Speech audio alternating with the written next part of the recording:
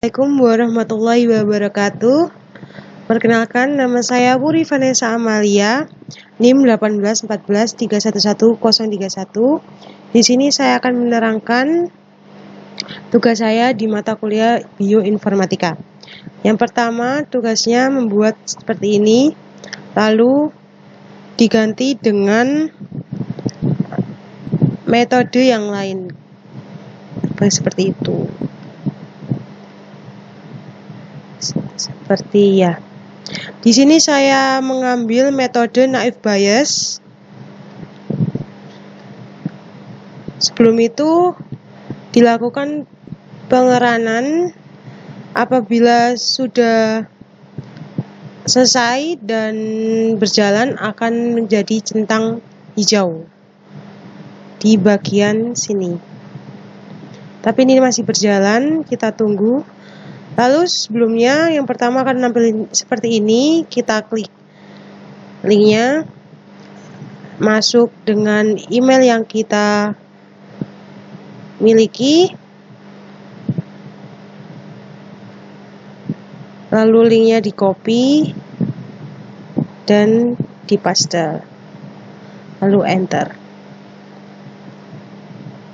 Kita tunggu sampai ada centang berwarna hijau. Selanjutnya seperti itu.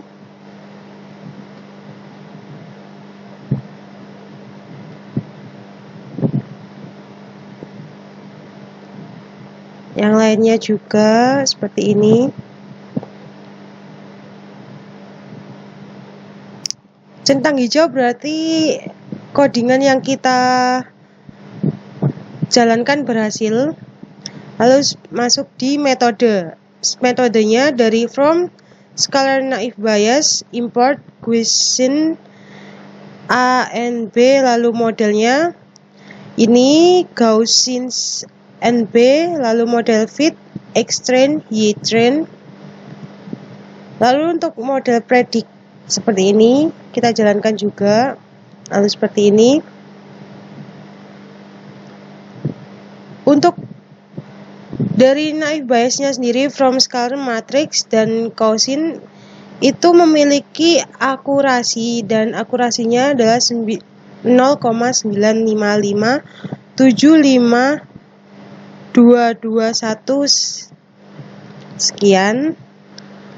Lalu untuk fitur tesnya, data set radius mean, extreme mean, perimeter area mean, smoothest mean, dan lain-lainnya seperti ini sampai to NumPy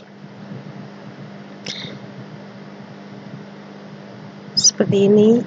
Untuk beberapa metode akan juga, jika berhasil di bagian ini, akan tidak sama ya, seperti itu. Dan yang terakhir berhasil. Lalu di sini saya akan menerangkan tentang sedikit Bayes. Naive Bayes merupakan sebuah metode klasifikasi yang berakar pada teorema Bayes.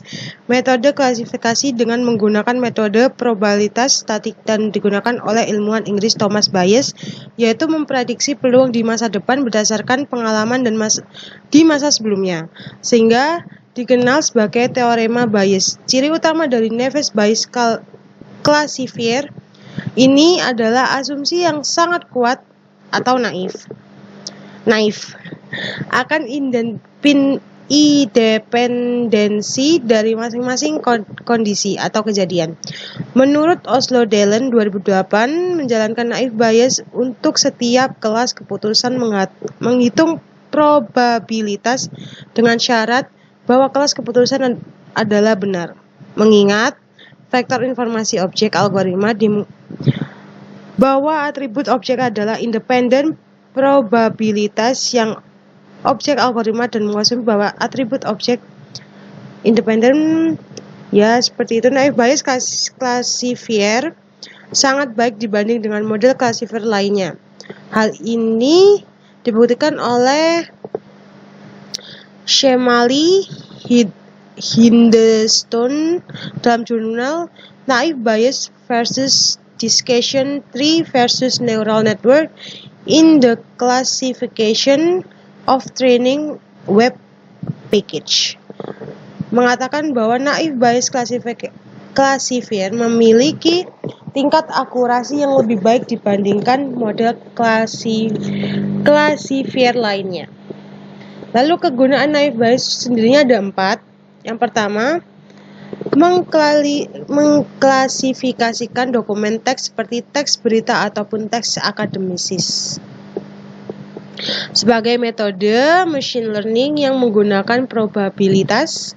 3. Untuk membuat diagnosa medis secara otomatis. 4. Mendeteksi atau menyaring spam.